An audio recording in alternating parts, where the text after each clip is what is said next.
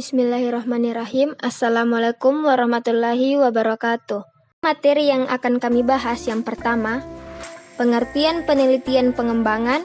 Yang kedua, karakteristik dan motif penelitian pengembangan. Yang ketiga, rumusan masalah dan tujuan penelitian pengembangan. Yang keempat, proses penelitian pengembangan. Dan yang kelima, metode penelitian pengembangan. Langsung saja bagian yang pertama, pengertian penelitian pengembangan.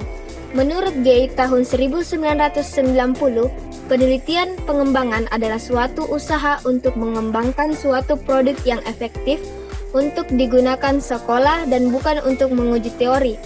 Penelitian pengembangan adalah suatu proses yang digunakan untuk mengembangkan dan memvalidasi produk-produk yang digunakan dalam pendidikan.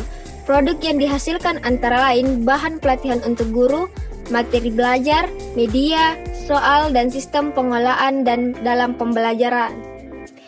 Bagian yang kedua, karakteristik dan motif penelitian pengembangan. Bisa kita lihat dalam pohon yang ada dalam slide ini, menurut Wayan tahun 2009, ada 4 karakteristik penelitian pengembangan. Yang pertama, studying research findings. Yang kedua, developing the product. Yang ketiga, field testing. Dan yang terakhir, revising.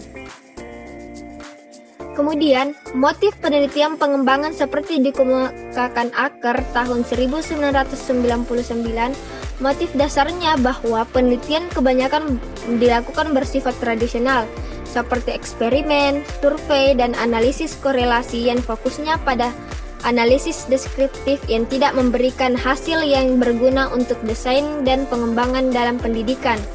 Yang kedua, keadaannya yang sangat kompleks dari banyaknya perubahan kebijakan di dalam dunia pendidikan sehingga diperlukan pendekatan penelitian yang lebih evolusioner atau interaktif dan siklis.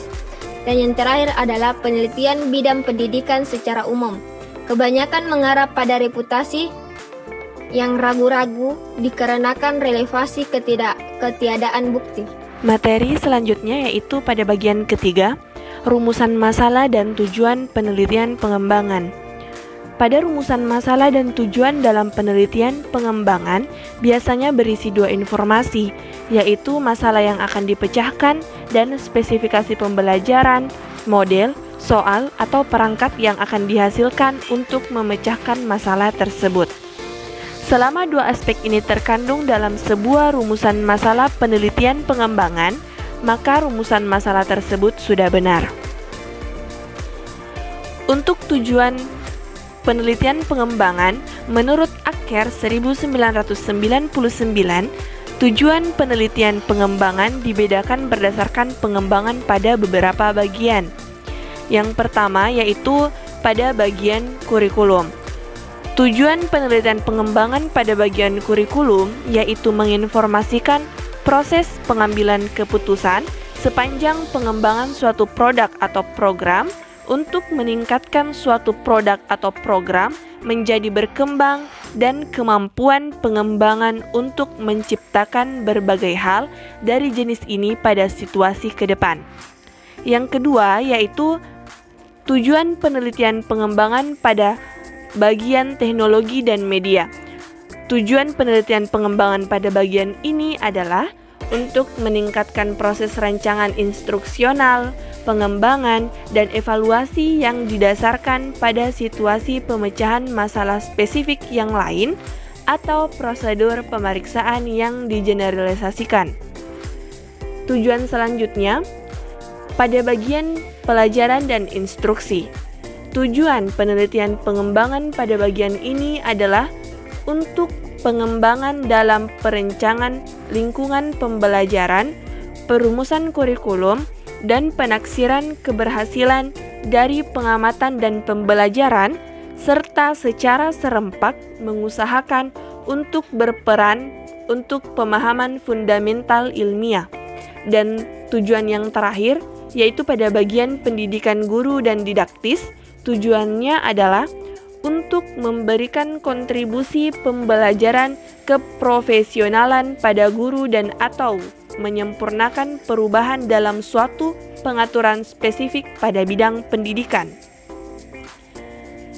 Pada bagian didaktis, tujuannya untuk menjadikan penelitian pengembangan sebagai suatu hal interaktif, proses yang melingkar pada penelitian dan pengembangan, di mana gagasan teoritis dari perancangan memberi pengembangan produk yang diuji di dalam kelas yang ditentukan, mendorong secepatnya ke arah teoritis dan empiris dengan menemukan produk, proses pembelajaran dari pengembangan dan teori instruksional. Selanjutnya yaitu materi yang keempat, yaitu proses penelitian pengembangan. Dalam proses penelitian pengembangan ada 4 tahap, yaitu yang pertama, pemeriksaan pendahuluan atau preliminary investigation. Dalam pemeriksaan pendahuluan ini terdapat 4 cakupan. Yang pertama, tinjauan ulang literatur. Yang kedua, konsultasi tenaga ahli. Yang ketiga, analisa tentang ketersediaan contoh untuk tujuan yang terkait. Dan yang keempat, studi kasus dari praktek yang umum untuk merincikan kebutuhan. Proses yang kedua yaitu penyesuaian teoritis atau biasa disebut dengan theoretical embedding. Dalam penyesuaian teoritis, usaha yang lebih sistematis dibuat untuk menerapkan dasar pengetahuan dalam mengutarakan dasar pemikiran yang teoritis untuk pilihan rancangan. Proses yang keempat yaitu uji empiris atau empirical testing, di mana bukti empiris yang jelas menunjukkan tentang kepraktisan dan efektivitas dari intervensi. Dan proses yang terakhir yaitu proses dan hasil dokumentasi, analisa dan refleksi atau documentation, analysis and reflection on progress and outcome. Implementasi dan hasilnya untuk berperan pada spesifikasi dan perluasan metodologi rancangan dan pengembangan penelitian. Materi selanjutnya atau bagian kelima yaitu metode penelitian pengembangan. Dalam metode penelitian pengembangan difokuskan pada 2 tahap, yaitu tahap preliminary dan tahap formative evaluation menurut Tesmar 1993. Yang pertama yaitu tahap preliminary. Pada tahap ini, penelitian akan menentukan tempat dan subjek penelitian, seperti dengan cara menghubungi kepala sekolah dan guru mata pelajaran di sekolah, menghubungi untuk menentukan lokasi penelitian. Kemudian selanjutnya, penelitian akan mengadakan persiapan lainnya seperti mengatur jadwal penelitian dan prosedur kerjasama dengan guru kelas yang dijadikan tempat penelitian. Selanjutnya, yaitu tahap formative evaluation. Tahap formative evaluation ini terbagi atas beberapa. Yang pertama, self-evaluation yang terdiri dari analisis dan desain. Yang kedua, prototyping, yaitu hasil pendesainan pada prototipe pertama yang dikembangkan atas dasar self-evaluation, diberikan pada pakar dan siswa secara paralel. Dari hasil keduanya dijadikan bahan revisi. Hasil revisi pada prototipe pertama dinamakan dengan prototipe kedua.